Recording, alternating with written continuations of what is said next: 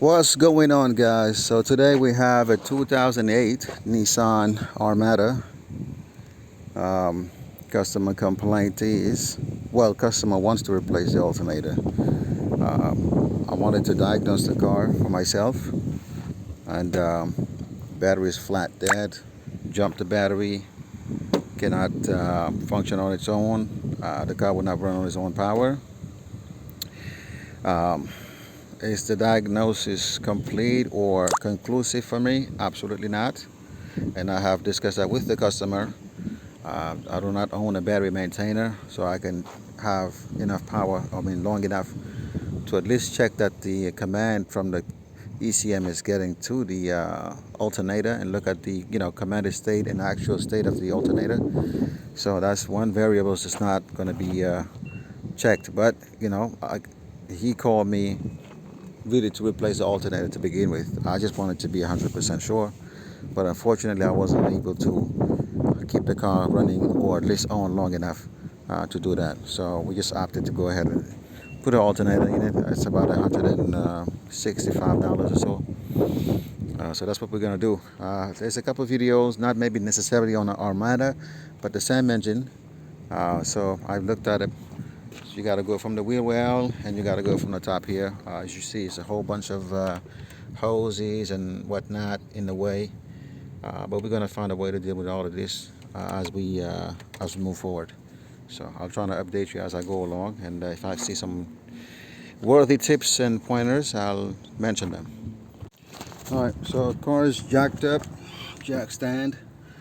So now I'm gonna try to peel off this fender liner. This one is already kind of mangled up, so maybe it won't take too much. I'm not sure. Looks like it's clipped on a few things there, so not too sure how this one works. Maybe. Okay, somebody put a nail there. Okay, got it. All right, so I'm gonna remove that nail. I think I should be able to peel it back and gain access to the back of the alternator. Look at that sway bar link. Sway bar bushing. That needs to be replaced. Shoot. Alright, so first thing first, battery. Alright guys, so with this fender liner peeled back, now we have access to the B plus terminal there, and then also the signal wire at the back of the alternator. So we're gonna go ahead and take those off, and yeah. Alright guys, so I got those connections taken out. So that's the B plus right there. I should have focused. Okay, put the light somewhere where you guys can see, hopefully. So this would be, I guess, a signal wire, duty cycle, whatever. And there's also a ground actually on the side of the it's ground right here. It's going to be, if I can show it to you, right there where my finger is. Yeah, it's going to be stopped there. So the way I got to it, I went underneath here, right? You can see my hand on the other side there, and I just twisted out with my actually impact, ratcheting impact. So now I'm gonna go up top and try to figure out what I need to take out. And the belt gonna be, we gotta take the belt off, but I'm not sure what else needs to come out. Maybe yeah, it looks a bit of a challenge there. Maybe also the tension needs to come off, but I'm not sure you guys going to be able to see much out of here, honestly. First of all, the sun is shining, making it super bright. But on top of that, there's so many different holes going everywhere that I doubt I'm going to be able to do anything meaningful here. What I might do when I finish taking this out, I will just show you what I did. I think that's the best way. All right, let me go ahead and do that. All right, so if like me, you opt to remove the tensioner, I recommend removing the pulley first because it makes it a lot easier to gain access to the bolt at the bottom if you're going to do it from the top. I'm not sure at the bottom. I haven't been at the bottom yet to see how easier or more difficult it will be, but I know from the top you might want to remove the pulley. The pulley now is reverse threaded, meaning you have to actually tighten it to loosen it. That's how this one works, right? So you go to the right in order to loosen it. Just FYI there. So now you can see the tensioner is right there in the middle. Let me just zoom in so you can have a better idea. Right there, there's one bolt right there. I removed the one to the right, as you can see, and there's one at the bottom. Immediately, I mean adjacent to this one right here, like right there, right at the bottom. I'm not adjacent, meaning opposite to that one. So I'm gonna go chase that one, remove it, and then we take the tensioner out. As you see, tensioner is out. It sits in the car just this way. So just look at the bolts, how they are located. 12 o'clock, 6 o'clock, 3 o'clock. Okay, so if you're extremely good with your wrenches, you can do it without taking this one off. But for me, I like things to be a lot simple. So I just remove it, then I have plenty of access to the one at the bottom. And I'll do the same thing when I go back in. I first put this part in, then I put this part. That's it. Now the alternator, let me zoom in. From what I can see, there's a bolt right there on top. That's the bolt right there. Looks like a 14 mil, and there's a bracket. I don't know if you can fix it up. Yeah, sorry guys, I'm trying to show you that bracket. Is actually right here, right there. You see that bracket, and there's like a 12mm bolt right in here. Let me put the belt out of there. See that bolt right there, right, that bolt. By the way, when you're looking at it from your computer screen or your phone, it looks a lot crazier than it actually is. So just, you know, keep that in mind.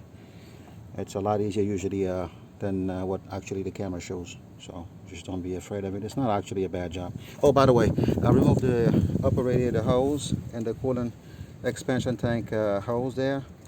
I would definitely advise doing that. It just really makes a lot of difference. And I'm going to take this one out too. Matter of fact, this one just slides up. Or it should. It slides up. Tuck it to the side there. So we have a pathway now right here for the alternator. We'll see if we can snake it out of there without doing damage to anything along the way. All right, let me go ahead and take off those two bolts, and then we'll come back and see what happens. Okay, so this was the bracket holding the alternator on the lower part of the alternator. Not sure if you have to remove all of it together. It's three 12mm bolts. I opted to do that. I mean, I'm not sure, honestly. That's just a disclaimer there. Maybe you don't. All you need to remove is just that one right here on the left side. But those two on the right, which are bolted to the engine block, maybe you don't have to, because the alternator actually drops down. But I think it probably would make it easier to snake it out of there with nothing in your way. Give yourself an easier path. So I still would probably do that. Remove it. So yeah, 12mm, 3 of them. That's that. So the alternator basically wiggles and just drops. There's nothing connected to it. I'm trying to see now if I can take it out of here.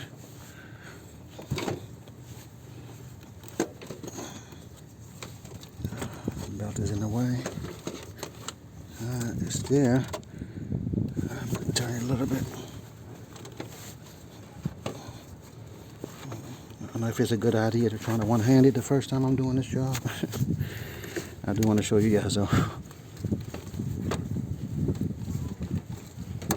Maybe not. It's too sleek. It's covered in oil. My hand is slippery. But you get the picture. It's right there. So I'm just going to take it out of there. Okay, guys. She's out. Right. I had to actually go ahead and remove the shroud, engine beauty cover. I had to remove the upper radiator hose like completely. It was kind of in the way. This car was obviously in an accident, so maybe some of the frame or anything has kind of shifted, maybe making it a little bit tighter than it should be. I'm not sure, but this was definitely the way for me. I don't think I would be able to remove it except that I have to deal with this one right here. This hose was definitely in my way, so as soon as I took it out, I was kind of home free. But it was a bit of a struggle. I wouldn't be surprised, as I said before, because I was in an accident.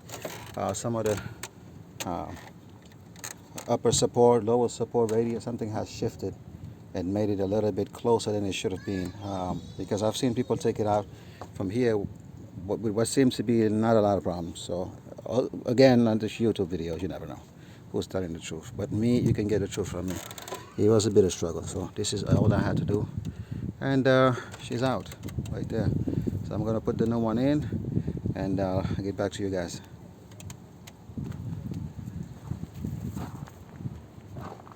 Okie doke.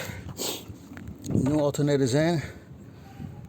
Just look at whatever oil that I have to move out of my way. Basically every hose that was in my way is out of my way. Pretty much I have to unhook it. When I'm done, I'm gonna fill it up with some more coolant, bleed the system and keep it moving. No sense of trying to skip that step in order to save time, because you're not saving time. It just makes it a lot harder to take it out of here. So yeah, not a bad job. I think I've been here now for maybe an hour, maybe hour and a half at the most, and this is back in. And this is like the first time you're doing a job too, so you're always looking for the right socket, the right extension, you know, which way to get it from the bottom, the top. So all that time wasted, and still hour and a half, I'm pretty much in now.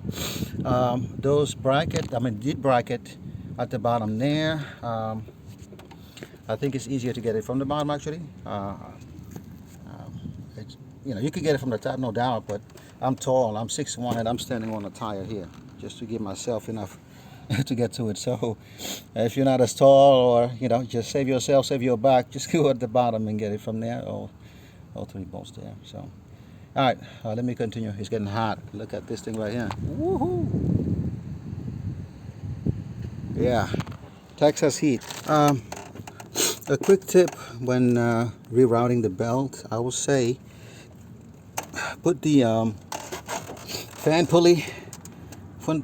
pulley side last. Like route the belt all over the other pulleys.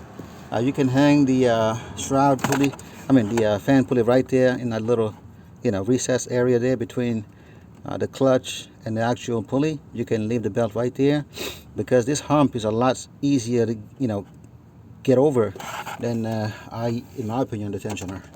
So just a quick tip, make sure this one is the last one to go on. All right guys, we're done. She's running right now. I'm trying to just bleed the system there, but she's definitely running and charging. No, I don't. Oh, thank you so much. It's not cold. It's water. At least it's chilly. Thank you so much, sir. Thank you. Thank you. God bless. Thank you. So yeah, so looks like it's charging properly. You know, it's staying on, so it's charging properly. The battery is pretty weak, so I'm sure it's going to take some time. Yeah.